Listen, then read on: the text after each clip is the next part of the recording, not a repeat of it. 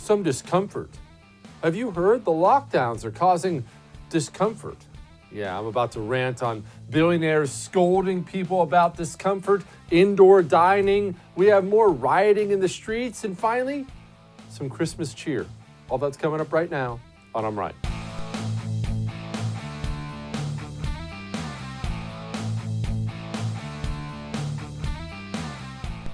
If I were to ask you to name the biggest monsters in history, who would be on your list? Think about it. Obviously, 99% of the people said Hitler right off the bat, or at least you thought it if you don't talk to your TV. Stalin, clearly on the list. Pol Pot, Ivan the Terrible. You can go down the line. Nero, whatever. The worst monsters, the worst dictators in history. They all committed mass murder, horrible, horrible human rights violations, huge slaughter. And you know what's amazing about them? I talk about history all the time. On my radio show, every day I open it up with a history story every day. So I'm always reading on history and things. And what I've found to be so unbelievably fascinating is these people you and I consider to be monsters, demons, the Antichrist, the worst people on earth. They all thought they were helping. They didn't wake up. You can read the things somebody like Stalin wrote, Mao, Hitler has a book about it. You can read the things they wrote. And even when they're talking about something monstrous, the evil Jews, something like that, when they're talking about these things, they don't think they're the bad guy. They think they're helping. Adolf Hitler fought in World War I for Germany. He was a war hero, decorated, wounded in combat. Adolf Hitler thought in his twisted up, disgusting mind that Jews were what was wrong with Germany. And if he could just get rid of the Jews, that, well, Germany would be fine. He wanted to help Germany. He did. Pol Pot killed maybe half of his country. Half. I'm not making that up. Went into the cities and evacuated them, beating people to death. The worst human rights violations I've ever seen. I've never seen percentages like this before in my life. If you look at what that guy did on his deathbed, towards the end of his life, he talked about how his conscience is clear. He's not a savage. He said, and I quote, "Everything I did because I love my country." I want you to understand something. Before I play this video for you, I want you to understand the most dangerous people on the planet, the most destructive people on the planet, they're the people who think they're doing the right thing. They're the people who feel like they have the moral high ground. They feel like, well, I'm doing the right thing. Yeah, we got to break some eggs. It's okay. That person is a sociopath. You see, the thing about me is I know I'm a sociopath. I know I'm an immoral, soulless monster. I don't pretend to be otherwise. But these lockdown people, especially the people in charge, the hugely wealthy, lock down this, just close your business. What are you talking about? Don't go see your grandma. They genuinely think they're helping. They are the monsters of today. If you think monsters only lived yesteryear, you have another thing coming. The things these people will do to you in the name of helping, it is jaw-dropping. There is no limit. In order to stop coronavirus, there's no limit to what they would do to you without giving it a second thought. You can say, after I play this video, well, you can't compare that guy to Pol Pot. Yes, I can. Yes, I can. I want you to watch this video of Bill Gates talking to Jake Tapper about coronavirus. And as you watch, don't just listen to what he says. Look at his emotion level. Look at the little words he uses, like discomfort and things like that. And you tell me, what would this person do in the name of stopping coronavirus? What would he do? What would his conscience allow him to do? Watch, you tell me. When do you think life will fully return to what we thought of as normal back in January? No masks, no social distancing, no other protective measures necessary. Certainly by the summer, we'll be way closer to normal than we are now. But even through early 2022, unless we help other countries get rid of this disease and we get high vaccination rates in our country, the risk of reintroduction will be there. And of course, the global economy will be slowed down, which hurts America economically in a pretty dramatic way.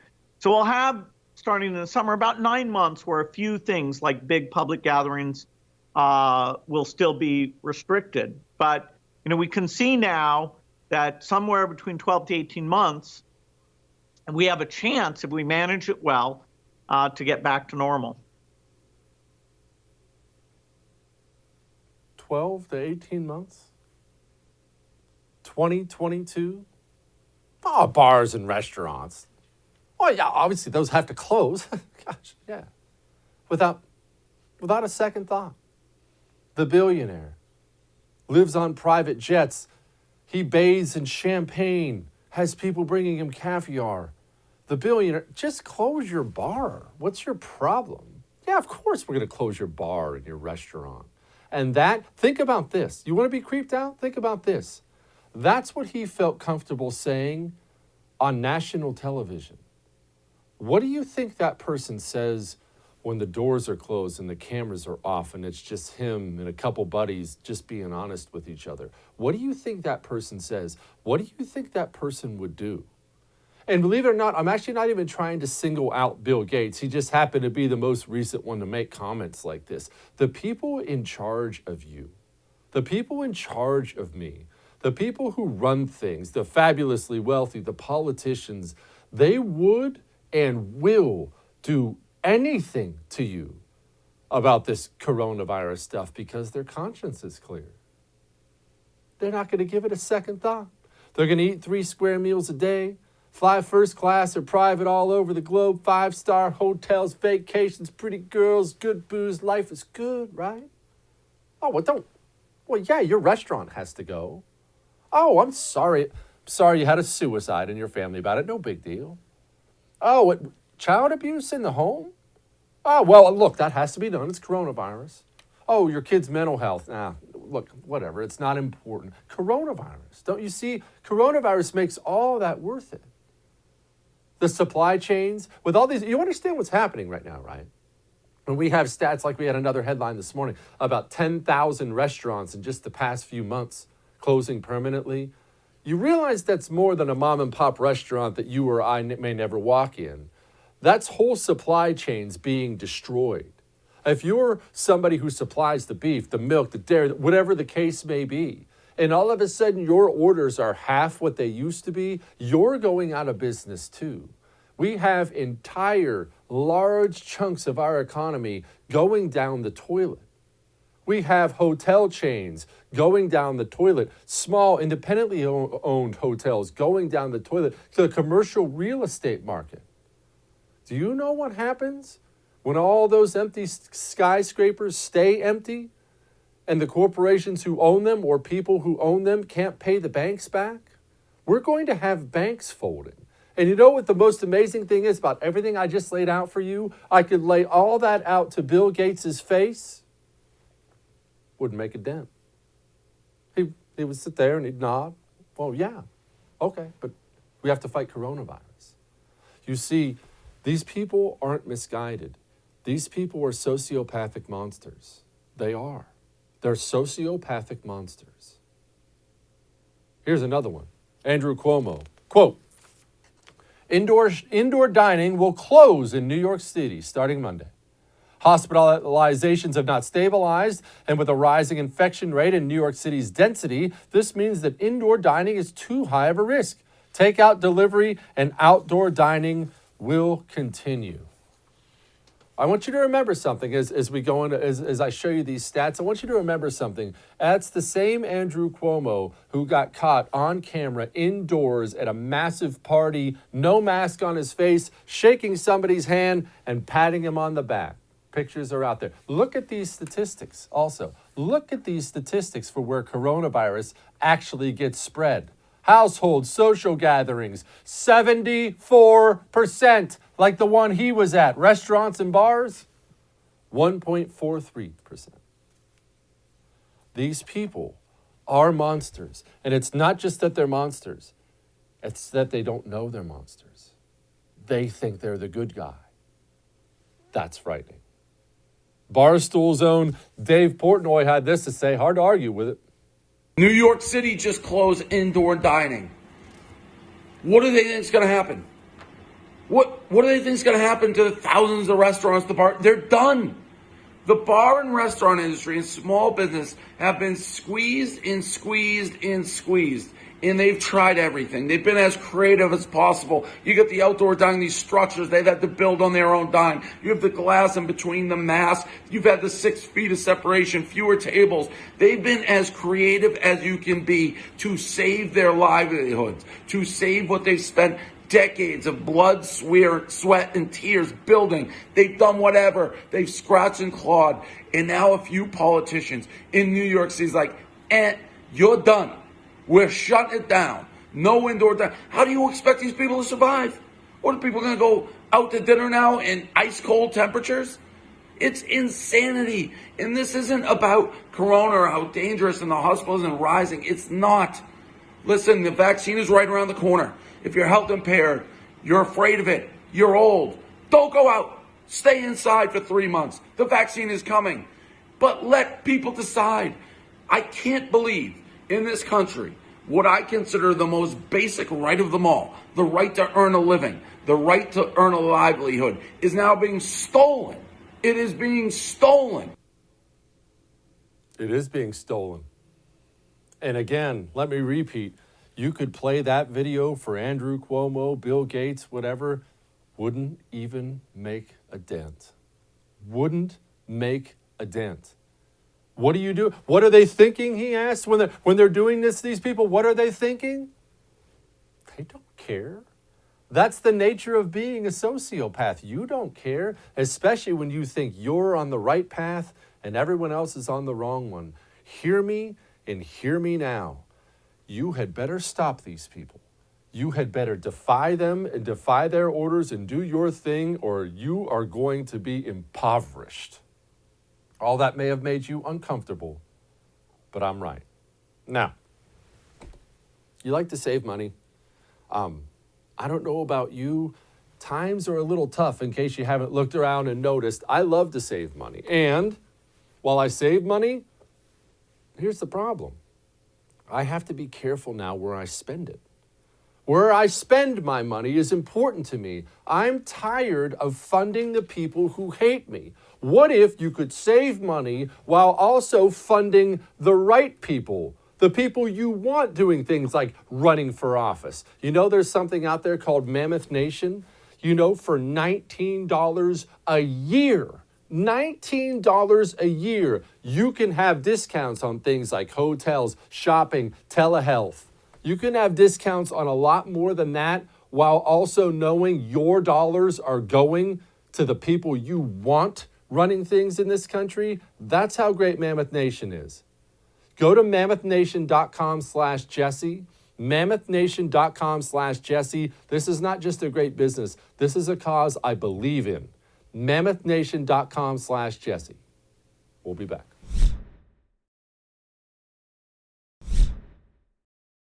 I have bad news. I hate just giving it to you right between the eyes like that, but I find that's for the best. Yeah, when I walk in and I've put on too much weight and my old man tells me, "You're fat, go to the gym," it doesn't feel good, but it's probably better than giving you a hug and saying, "Wow, you're fluffy." Just give it to me right between the eyes. So I'm about to give it to you right between the eyes. We have this virus. We have this vaccine now. Vaccine rollout. Somebody, of course, they had to put it on camera. Some nurse was the first one to get the vaccine today. There's video floating around of all the trucks leaving the vaccine center. People were cheering, "Woohoo, vaccine, we're all saved." I'm here to tell you something, and I'm not telling you this to bring you down. I'm not. I'm telling you this to wake you up. It's important that we're staying awake, right? The vaccine is not going to end the lockdowns. It's not. And you know how I know this? Here's how I know this. One, politicians don't willingly give back power. As we've had that conversation many times. The governors and mayors and senators are not going to wake up the day after everybody who wants it's got a vaccine and go, you know, they're all vaccinated now. Let's give back all the power we have. They don't think like that. It would never even occur to them to do so. That's one. Two, how many lies do you have to be fed throughout this whole process before you stop believing them? I mean, you do remember we're on day 9,000 of 15 days to slow the spread. You remember that's how all that began? Just go home, 15 days. Everyone just 15 days. It's just a pause. How many people told you that at the time? Oh, it's just a pause. Don't worry, it's just an economic pause. We're just pausing. We're just gonna press pause on it. And then whenever we want to unpause the $20 trillion economy with endless moving parts, then we just press unpause and it turns right back on, just like your DVD player. Remember that? I remember. You heard me screaming about it back then too. Hear me now. I don't care if everybody in the world gets a vaccine. It's not going to stop them. The lockdowns are never going to end until people just defy them. I don't like that. And I mean, really, hear me out here. I don't like that. I'm more of a natural rule breaker myself, but I don't take some perverse pleasure in telling you, go open up your business, maybe lose your business license. All of you do it at once. But here is the truth. If you believe sickos like Andrew Cuomo are going to hand back all the power they've taken when there's a vaccine, I mean, look at this guy. The good news is the Pfizer tests look good and we'll have a vaccine shortly. The bad news is that it's about 2 months before Joe Biden takes over. And that means this administration is going to be implementing a vaccine plan. And the Trump administration is rolling out the vaccination plan, and I believe it's flawed. I believe it learns nothing from the past. They're basically going to have the private providers do it, and that's going to leave out all sorts of communities that were left out the first time when COVID ravaged them. We can't let this vaccination plan go forward the way the Trump administration is designing it, because Biden can't undo it 2 months later. We'll be in the midst of it. And I've been talking to governors across the nation about that. How can we shape the Trump administration vaccine plan to fix it or stop it before it does damage? Guess what else old Cuomo was doing there? That was from a month ago. Guess what else he was doing there?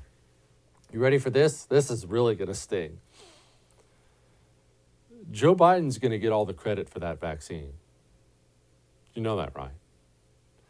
People, now not you, but unless you're a consumer of right-wing news programs, video, radio, unless you're a consumer of those things, the vast majority of the population, they're going to be fed by the system that this is Joe Biden's vaccine. They will. The news media will be crediting Biden with it. Professors will be crediting Biden with it. Hollywood, music, they'll be crediting Biden with it. Corporations will be crediting Biden with it. Joe Biden, he's going to get all the credit for this whole thing. And when it happens, play back this video, because I'm just going to play it and just throw my hands up in the air like we all couldn't see this coming. Now, quick shifting gears here. It was always going to happen, but the right is starting to get more violent. You see, the right has been very, very peaceful. The left has been nasty, violent, killing people over the last 4 years. We had a gigantic Donald Trump rally in D.C. this last weekend. Of course, the violent leftists came out, and this time there was violence going back the other way. Watch this video, because I think it's a preview of what's coming.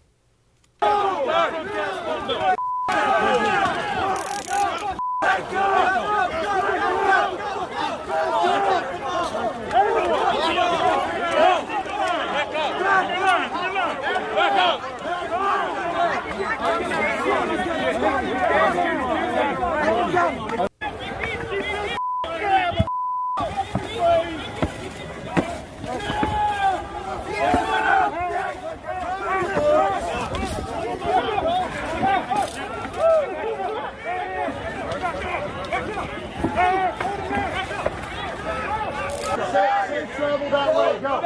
Go.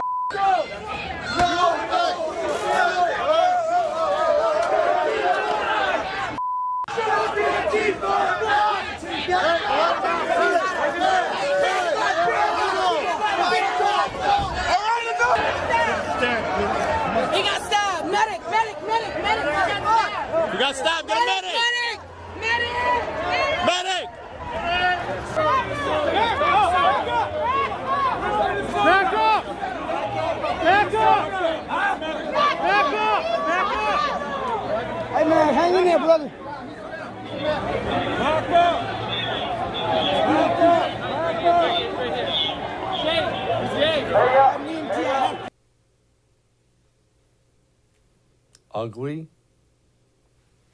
Didn't give me a lot of joy to show it to you.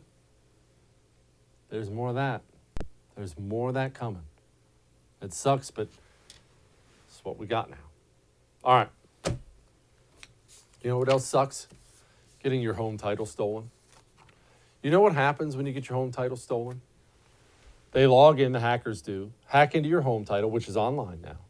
They forge your signature on it. They take out a loan. That's bad enough. The worst part is you don't know.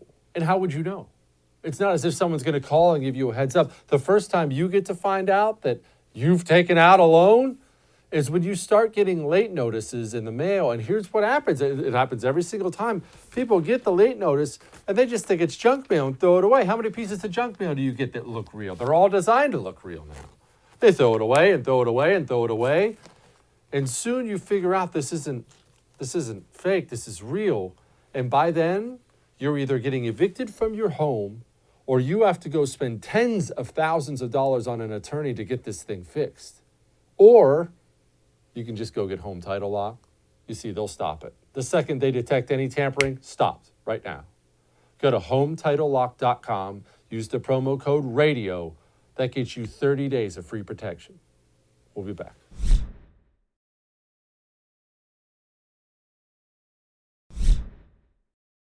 Joining me now, entertainer Joy Villa and author of the book Kick-Ass Conservative. Joy, I have concerns. I have censorship concerns, and I know I'm talking to the right person about these concerns because you exist in an industry in the belly of the beast where you speak out and say things where, well, they're not very welcome.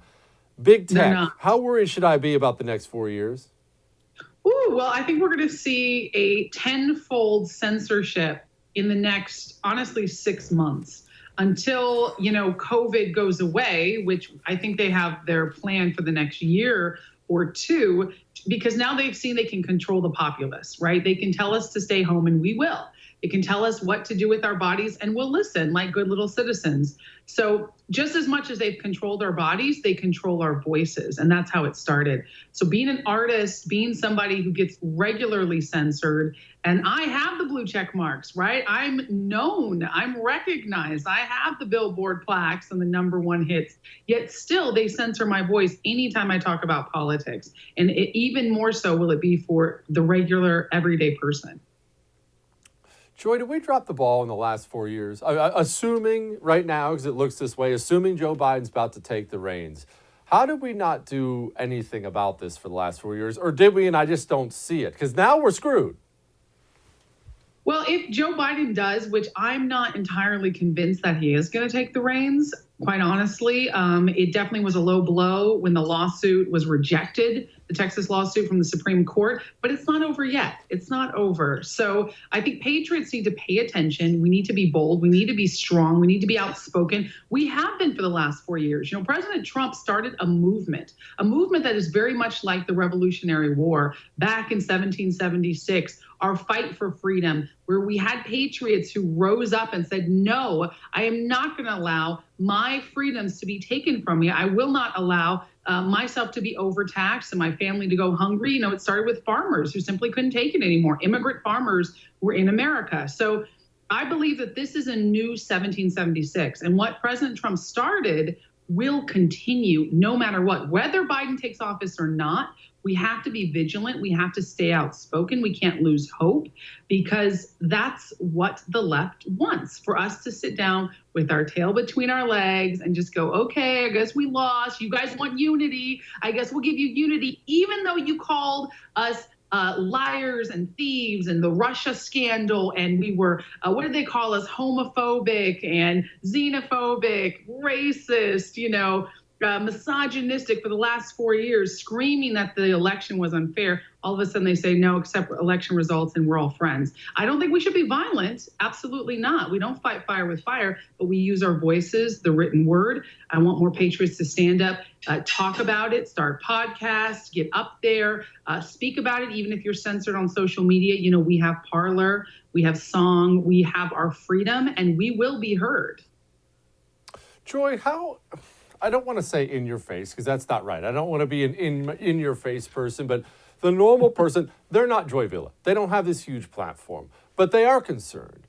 What should that person do? Should it be starting to talk to family and friends? You go out on the weekend, you bring stuff up. Should it just stay on social media? Should they be in the streets waving signs around? The normal person who doesn't have your platform, what do they do? Well, Jesse, like I talk about in my book, Kick-Ass Conservative, I have a whole chapter on how do you talk to your friends and family. I think the conversation should absolutely be brought up. Not to, not fighting words, things can get very testy during the holidays, but bring it up. When somebody insults President Trump or says Republicans are racist, I take offense to that. I say, well, excuse me, I'm a Black Latina woman who is a Republican. Are you saying we're all racist? We all think the same? Isn't that a little ignorant? You can do it in a way that is spicy, but still sweet. And that's with everything. I think we should all be outspoken in our everyday conversations and know when to be quiet maybe, or be a little more gentle with, Aunt Matilda when she starts screaming and yelling. And if she's not going to have it, then fine. Know that some battles, you've got to pick your battles, just like in relationships, right? You want to keep the relationship, but share personal stories above all. That's what I do. And during this holiday season, if politics are going to be brought up, then stand your ground and be firm, but don't break relationships over that. That's not what this is about. And make sure you turn off the news sometimes. I mean, don't turn off the Jesse Kelly show ever, but turn off the other news sometimes and relax and enjoy. But this fight is not over, and it will continue for the next 4 years, because I do believe censorship will get more incredible. People will be more and more violent in the streets. They aren't Republicans. And we have to use our voices over the violence. That's the only thing. And lots of prayer and lots of artistic integrity. If you're an artist, now's the time to create. If you're a family person, now's the time to love your family and enjoy the little things, but still get out there on the battlefield. The battle starts here and here. And I want everybody, I think it's our American duty to speak up in some form or another. And that's what I teach and I help people every day with my book and courses and things at joyvilla.com. Joy, you talk about violence in the streets, and obviously this has been a serious problem for the left over the last 4 years. But I saw that video from D.C. this weekend. I think we're going to see more of it from the right over the next 4 years. And I'm not cheering for that. I don't want to see anybody get hurt on any side. I genuinely do not. I think, though, it is an inevitability that people on the right are going to start getting more and more aggressive to match what they've experienced at the hands of the left. Am I just being a cynic? Well, I think you're correct in that, but I am not somebody who ever would raise my voice. I know you're not either for that, because just because they treated us that way, I don't think we should act the same way. In fact, we absolutely should not. That does not mean we lay low, though. That does not mean we stay quiet. We still have to stand out. I mean, after 4 years of being bullied and told we're the most horrible names, I mean, I get called the most racist names. I get tons of death threats. After all of this, I can understand if I'm getting it, other people are getting it even more so. I mean, I talk to patriots who've lost jobs, who are scared, they've lost family members, relationships. I mean, a lot of things have been broken due to politics, and that's not the way it's supposed to be. So I would urge patriots, conservatives, libertarians, Republicans to be the better person in this battle. Do not fight violence with violence, because we're going to lose in the end. The media is not on our side. So even if you raise your fist once, I don't care, that person probably deserved it, I know, but guess what? What will be plastered all over the news? News at 11, a Trump supporter beat up a little old lady or something like that, right? They'll show your red hat and they don't care anymore. They don't care. Even the Proud Boys is a group with a lot of people of mixed identities, racial identities, Black, Latino, a lot of Latinos I personally know, but yet it's branded as a white supremacy group. So you see what they will do to us. So I prefer to have a smile on my face while I hit you with the facts. Know your Constitution, read up, learn about what makes America so great, be a part of this great nation, and do something that is above and beyond in the right direction. We have to bring up the spiritual, spirit of this nation back up to where we are proud again to be Americans, where we say this has pride, this integrity, this has something meaningful behind it when I wave my American flag. And that is the better road. Don't get violent. Even if you're angry, be angry and sin not. Do something good with that anger and go work out. That's what I do. Go work out. Joy, Yeah. I know people in your industry, I know people in the movie industry who are, they're bloodthirsty right-wingers, possibly to the right of me, if that's even possible.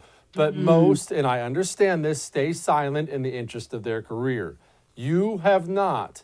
What do we have to do to help more people come on out and voice it? Because it is unhealthy when the left has 99.9% of the voices in the culture. Music does matter. People can deny it and say it doesn't. It does. Movies do matter. This stuff matters. It's what people listen to. It's what they watch. We need more of it from us. Yes, we need more arts. We need more artists to come out. See, that's the problem. I think if you asked me earlier in the program if we did anything wrong the last 4 years, you know what we didn't pay attention to is the arts, the industries that are really pumping ideas, and the left has used it as propaganda to further their agendas. We see where people who are socialists are considered the heroes of this story, right? People who are capitalists are considered capitalistic pigs, and it's sometimes so minute and so in there that if you're not aware of what's going on, you think that, well, that's just the story, that's just one character. But when you see it throughout all of these shows, and a lot of these shows are targeted towards teenagers, young people, I'm a millennial, so I know Generation Z is getting it, but this is something that conservatives need to do. We have dropped the ball on the arts, and I get it. It's scary. You can lose your job, you can lose your livelihood. But what's more important right now, working for someone who goes against your values, against your integrity, or standing up for what's right? Join the fight or be quiet and suck it up and go work for the man. But many of us are tired. We're sick and tired of that. Just like me, I hated being closeted as a conservative. And I was a recent coming back to being a conservative. As I tell my story, how I came out on the red carpet and what happened before that, what brought me to that, iconic moment. I tell that in my book, Kick-Ass Conservative. Not everybody can come out as dramatically as me, but even if it's as much as just being willing to share the stage with someone who is conservative, who can talk about being pro-God, pro-life, pro-America, pro-Trump, just start with baby steps. But I do believe that artists need to come out and come out strong, because I'm like, where are we? I know a ton of them who are quiet, but we're the ones with backbones. There's not a lot of us, but trust me, in 2021, you will see more, I think more of a tribe of us. I call my group Joy Tribe, and you'll see more of us joining as a group and producing incredible content for viewers, for listeners. I have movies coming out, more music coming out. I'm always one to push for partnership and for working together, collaborative works. A lot of artists are very scared to do that, which breaks my heart. But not all of us are scared, and it's not just me. So you will see more bravery coming out soon, more courage, but I do want to see even more. Joy Villa, thank you, ma'am. Thank you. Be sure to check out my book, Kick-Ass Conservative. Your listeners and viewers get 20% off if they sign up for my mailing list at joyvilla.com. God bless you, Jesse. Merry Christmas. You too. Merry Christmas. She's awesome. All right. I know, look, I have your emails. I know anxiety is something you're struggling with. Sleeplessness, joint pain, believe me, I get it. And natural medicines and holistic healing approaches, these things are known. They're known to alleviate some of these. I choose CBD. And the beauty of it is I no longer have to try, because I used to have to do this, 10 different CBDs to see which one was effective. I've taken it before, and nothing. I didn't feel any different. I thought, well, that's a huge waste of money. This stuff sucks. No, it's not all the same. Doctors Trusted CBD Company, they went and researched the whole industry to make sure you can only get the best, highest quality CBD products at their website. That's why they teamed up with Be Best Organics. Go to doctorstrustedcbd.com. That's doctorstrustedcbd.com. Use the promo code Jesse. That gets you 5% off and a free lip balm through the holidays. We'll be back.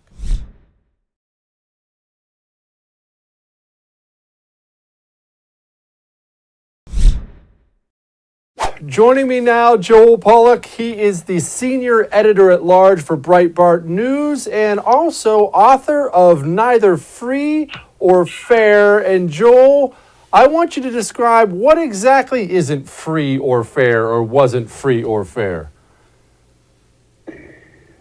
Well, first of all, the fairness point is pretty easy to address. The voting system was essentially changed in the middle of the election at the urging of one party, the Democrats, and largely over the objections of the other, the Republicans.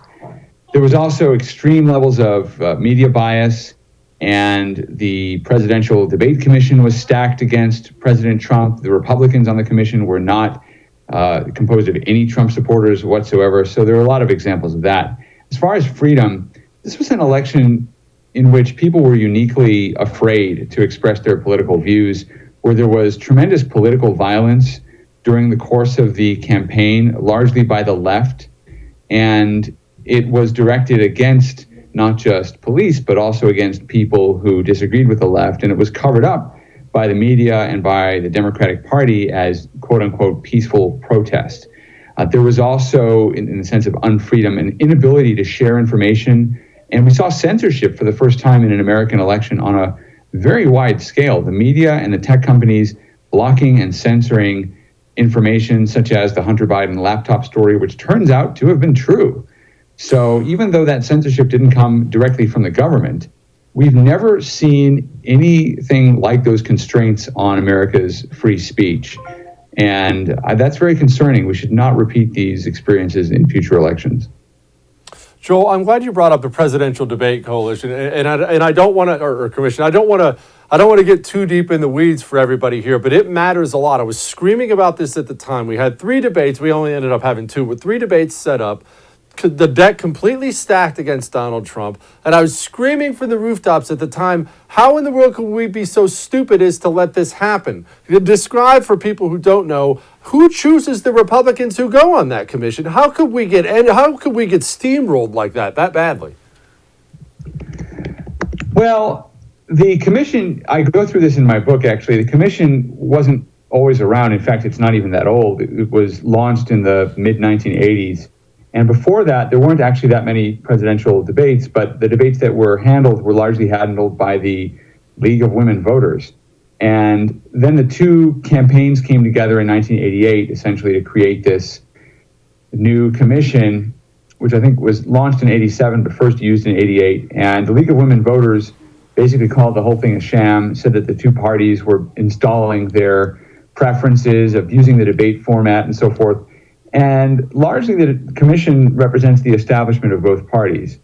And it doesn't really represent anything like a genuine reflection of what Americans who watch different media with different political points of view, what Americans want to ask the candidates and how they want the candidates to be evaluated. We have these gatekeepers instead who are chosen by the establishmentarians on the Commission on Presidential Debate.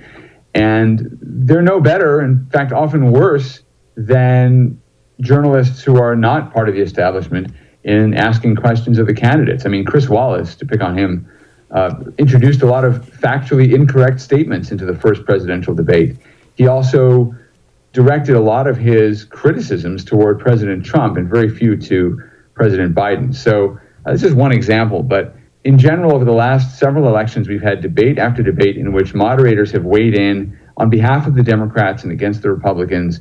And it's partly a function of the fact that the establishment is moving further and further left, is moving further and further away from the grassroots of the American people. And so we have these debates that are not set up in anything like a format that would allow people to really examine the candidates and the issues. Why is the establishment moving left when the base, in some ways, depending on what you define left or right, the base is going right? Base is going right. The right is more radicalized now than it's ever been before. I would say that's justified, but the establishment is going left. Why the separation? It doesn't make sense. Well, it's not so much a separation as an abandonment. I mean, the establishment of this country has abandoned its responsibility to the country. And you can hear it in the speech of someone like Susan Rice, who's been named to a senior White House domestic policy role. And in her speech accepting the appointment by Joe Biden, which doesn't have to be Senate confirmed, she said that for too many Americans, the American dream is a cruel mockery. Now, I'm not even sure that's true of the poorest Americans. I think even Americans who are very poor still aspire to the American dream. But the idea that it's a cruel mockery, that's really an attack on the country. And it's the kind of thing that only someone who's really wealthy could say. I mean, Susan Rice was the most wealthy person in the Obama administration, the richest member of the Obama administration. So this idea that these extremely wealthy individuals are somehow social justice warriors for the rest of us, I think is a nice, flattering conceit that they entertain and cultivate for themselves. But it's not any reflection of reality. And I think that they're basically inside a cultural and economic bubble that is primarily invested in its own self-perpetuation and doesn't have much to do with helping the rest of the country. Donald Trump, by going outside the establishment, by shunning support from Wall Street, by using rhetoric maybe that the political establishment disapproved of, achieved a lot more for ordinary Americans than any of these people has done in their careers. I mean, Susan Rice has no domestic policy experience, and her whole foreign policy experience has been a string of failures, and yet she's been appointed to a very senior position. This is the problem. The establishment in this country no longer sees its own interest as being of one piece with the rest of the country. Joel, why did they hate Trump so much? Was it the rhetoric, or was it the shunning of traditional powers like Wall Street, keeping the door closed to those people? I would argue it's the latter, but maybe it is the former. Well, it's a bit of both. I mean, there are things that even Trump supporters didn't like about things Trump said or did. But I think mostly it's just that he came from outside the establishment. There was no way to control him, no way to influence him. There was no one that the party establishments, Republican or Democrat, could trust on the inside to take control of what Trump was doing. And they did try. They certainly tried with some of the appointees and some of the people working in the White House, but Trump would override them. Trump had a very clear idea of what he wanted to do. I mean, this was democracy in the most direct sense we've really ever experienced in our lives. We elected an outsider to be the president, and he delivered on his promises. I mean, say what you will, for or against, the one thing pretty much everyone can agree on, even people with Trump derangement syndrome, is that he did what he said he would do, or at least he tried. And that's completely unique in our political system. He just operated, in a sense, the way we expect politicians to operate, but they never do operate that way because the establishment essentially controls the way they govern. Trump refused to be controlled, and I think that's why they hated him so much. Joel, I've heard so many complaints, and look, I've made many myself, full disclosure, about Trump's hiring. As many wonderful things as he did, the people he brought in just sucked. I mean, they were terrible, and they were consistently terrible over his entire 4 years as president. But I've had it argued to me, and it's hard to push back on this, there aren't enough people to fill those jobs who aren't just absolute swampy trash, that he had no choice. Well, I don't know that everybody's been bad. I mean, there's some people I think... No, not everybody, not everyone, but there have been some terrible ones, I mean.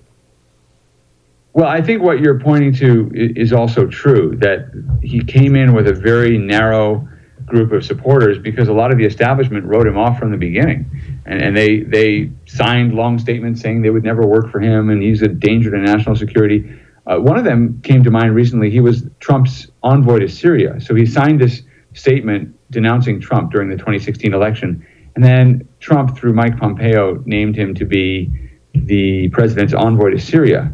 So he actually came into the administration, and as he is leaving the administration this month, he's been saying, look, Trump succeeded. I mean, he said that Trump would never succeed, and Trump succeeded. Now, of course, he's got some personal vested interest there because he's now served in the administration he tried to prevent from coming about. But, you know, it's a big problem. The establishment shunned Trump, and so he didn't have a very deep bench when it came to recruiting staff. That is a problem.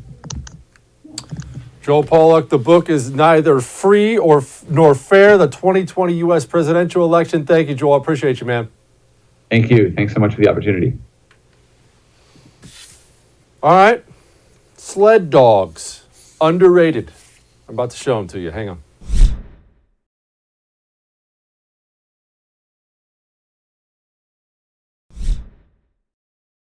I have always had a ton of respect for those dog sledders.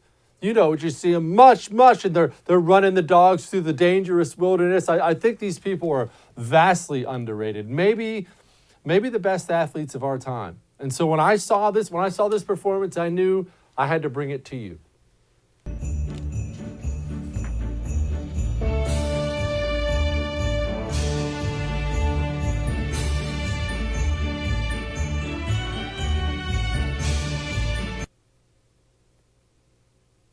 I'll see you tomorrow.